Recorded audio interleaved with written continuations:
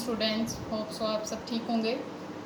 Previous lecture में मैंने आपको बताया था कि हमने बायोएनर्जेटिक्स की डेफिनेशन पढ़ी, उसका थोड़ा सा बैकग्राउंड पढ़ा, फिर हमने ऑक्सीडेशन रिडक्शन रिएक्शंस के बारे में पढ़ा कि किस तरह से बॉन्ड बनते हैं और टूटते हैं और किस तरह से हमें एनर्जी मिलती है। तो अभी उस दिन मैंने आपसे थोड़ा सा डिस्कस किया था ATP के बारे में। तो आज हम वही टॉपिक पढ़ेंगे कि ATP क्या होती है, the cell's energy currency. Currency का तो आपको पता होता है, ठीक है। तो यहाँ पे अगर हम डिस्कस करें तो हमारी बॉडी में जो सबसे ज़्यादा एनर्जी हम गेन करें या जो सेल जो है वो सबसे ज़्यादा एनर्जी ले रहा होता है, तो वो किस फॉर्म में होती है? Stored form of potential energy, और उसे हम क्या कहते हैं? ATP की फॉर्म में मौजूद होते हैं ये मॉलिक्यूल्स, और ये एनर्जी करेंसी होते हैं सेल्स के। इसको सबसे पहले आपने इसकी डिस्कवरी, मतलब हेडिंग देनी है उसके ऊपर, डिस्कवरी की, ठीक है। तो इसको सबसे पहले 1920 में साइंटिस्ट था कार्ल हॉफमैन, ठीक है, उसने इसको डिस्कवर किया था फर्स्ट टाइम। उसने देखा था कि कुछ ऐसे मॉलिक्यूल्स हैं, ठीक है, कि जो कि एनर्जी ट्रांसफ़र का काम कर रहे हैं। तो जब उसने इसको डीपली स्टडी किया तो देन उसने ATP को डिस्कवर किया था। अब ATP उसने क्यों कहा इसको? एक्चुअली ATP का जो फुल फॉर्म है इसकी, वो होती है एडिनोसिन ट्राइफॉस्फेट। अगर हम इसका स्ट्रक्चर पढ़ेंगे तो मैं आपको बताऊंगी कि ये नाम इसके स्ट्रक्चर की बेस पे रखा गया है। मैं एक दफ़ा फिर प्रोनाउंस कर देती हूँ, एडिनोसिन ट्राइफॉस्फेट, ठीक है। तो इसको हम सिंपली ATP कहते हैं। अब अगर हम इसके फंक्शंस देखें तो ATP बहुत सारे फंक्शंस, सेल्स की बहुत सारी एक्टिविटीज़ में इस्तेमाल होती है, ठीक है। तो इसमें सिंथेसिस ऑफ मैक्रोमॉलिक्यूल्स, मैक्रोमॉलिक्यूल्स अब क्या होते हैं? जैसे DNA, अपने 4th चैप्टर में DNA के बारे में पढ़ा, RNA के बारे में पढ़ा, प्रोटीन्स के बारे में पढ़ा। तो ये सारे के सारे मैक्रोमॉलिक्यूल्स होते हैं जो कि सेल के लिए बहुत इंपॉर्टेंट होते हैं। तो इनको बनाने के लिए भी किसकी ज़रूरत होती है? एनर्जी की। तो यहाँ पर ATP जो है वो अपने मेजर फंक्शंस परफॉर्म कर रही होती है, सेल्स को हेल्प आउट करती है कि वो अपने इन फंक्शंस को अच्छे से परफॉर्म कर सके, ठीक है। इसके अलावा मूवमेंट है, ट्रांसपोर्ट जिसे हमने पढ़ा था, ठीक है। बहुत सारी चीज़ें सेल्स के अंदर आ रही होती हैं, बहुत सारी चीज़ें सेल से बाहर जा रही होती हैं, ठीक है। इसी तरह से ट्रांसमिशन ऑफ नर्व इम्पल्स, ठीक है। 4th चैप्टर में अगर आपको याद हो तो मैंने आपको नर्व इम्पल्स के बारे में बताया था कि हमारा ब्रेन जो है वो पूरी बॉडी को कंट्रोल कर रहा होता है इन मैसेजेस के थ्रू, जिससे हम नर्व इम्पल्स कहते हैं। इसके अलावा बहुत सारे फंक्शंस होते हैं, बहुत सारी मूवमेंट होती हैं, एक्टिव ट्रांसपोर्ट वगैरह हमने मूवमेंट पढ़ी, डिफ्यूजन तो खुद हो जाती है, जैसे एक्टिव ट्रांसपोर्ट पढ़ा हमने, ठीक है। इसके अलावा बहुत सारी मूवमेंट होती हैं जो कि किसके कंट्रोल में, एंडोसाइटोसिस वगैरह, ठीक है। तो उनको मूव करने के लिए भी किसकी ज़रूरत होती है? ATP की ज़रूरत होती है, ठीक है। तो आज हम थोड़ा सा ATP के बारे में पढ़ें। यहाँ पर आपने फंक्शंस की हेडिंग दे देनी है। उसके बाद हम आ जाते हैं स्ट्रक्चर के ऊपर। अब इसके स्ट्रक्चर जो है वो 3 तरह की जो मेन सब यूनिट्स होते हैं उनसे मिलके बनते हैं, ठीक है। तो एडिनोसिन इसको क्यों कहा जाता है? क्योंकि इसके अंदर मौजूद होता है एडिनिन। ये एक नाइट्रोजनस बेस होती है, डबल रिंग नाइट्रोजनस बेस कह सकते हो, ठीक है। ये डायग्राम में भी आपको नज़र आ रही होगी, ये है एडिनिन।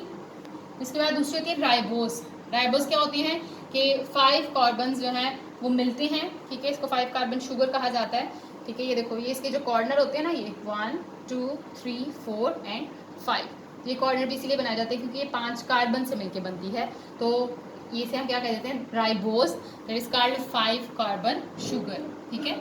इसके बाद इनके अंदर एडिनोसिन ट्राई का मतलब होता है 3, फॉस्फेट का मतलब तो यहाँ पर जो 3 फॉस्फेट ग्रुप होते हैं वो एक चेन की फॉर्म में इसके साथ अटैच होते हैं, ठीक है। तो ये इसकी स्ट्रक्चर है। 3 चीज़ें इसके अंदर, adenine double ring nitrogenous base होती है, ribose a 5 carbon sugar, and the third one is phosphate group, ठीक है। मोस्टली जो फॉस्फेट ग्रुप है, ठीक है, इनके अंदर जो बॉन्ड होते हैं वो डबल बॉन्ड होता है और ये टिल्ड फॉर्म में शो किए जाते हैं।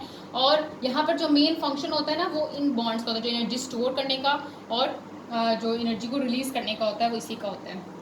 अब अगर हम देखें इसकी डायग्राम की बात करें तो जब इसके अंदर जब ये फॉस्फेट बॉन्ड टूटता है, ठीक है, अब एक फॉस्फेट बॉन्ड को अटैच करने के लिए एनर्जी चाहिए होती है 7.3 kilo calories, almost 7.3 kilo calories चाहिए होती हैं, ठीक है। अब ये एनर्जी वो एनर्जी है जो कि स्टोर की जाती है बॉन्ड बनाकर, ठीक है। जब इसके साथ अटैच होता है तो एक फॉस्फेट को बनाने के लिए 7.3 kilo calorie and so on 3 phosphate यहाँ पे अटैच होते हैं। तो जब 1 बाय 1 जब एनर्जी चाहिए होती है, क्योंकि जब एनर्जी स्टोर करनी होती है तो ये ATP की फॉर्म में होती है, लेकिन जब ये एनर्जी चाहिए होती है फिर क्या किया जाता है? फॉर एग्जाम्पल इसका अगर हमें एनर्जी चाहिए तो हम इसका ये वाला बॉन्ड टूट जाएगा, ये बॉन्ड टूट गया।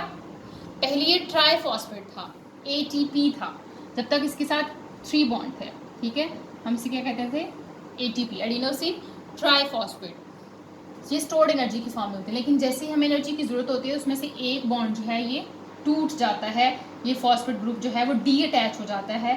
तो अब इसके साथ फॉस्फेट कितने रह जाते हैं, 2 रह जाते हैं। तो एटीपी बन जाता है एडीपी। एडीपी का मतलब क्या हो गया, पहले ट्राईफॉस्फेट था, अब डाईफॉस्फेट। डाई का मतलब होता है डबल, मतलब 2, ये अब 2 फॉस्फेट रह गए। इसी तरह से अगर हमें मजीद एनर्जी चाहिए होगी तो फिर इसका ये वाला बॉन्ड भी ब्रेक कर दिया जाता है। अब इसके साथ सिर्फ और सिर्फ एक जो है वो फॉस्फेट अटैच होता है, हम इसे कहते हैं AMP, एडिनोसिन मोनो। मोनो का मतलब होता है 1। इसके साथ सिर्फ और सिर्फ एक फॉस्फेट अटैच हो गया, सिर्फ एक फॉस्फेट अटैच है, इस वजह से इसको मोनोफॉस्फेट, ये मोनो, फिर ये अटैच होगा साथ डाई और ये अटैच होगा ट्राई। इस तरह से बॉन्ड को तोड़ा जाता है और इनमें से एनर्जी गेन कर ली जाती है।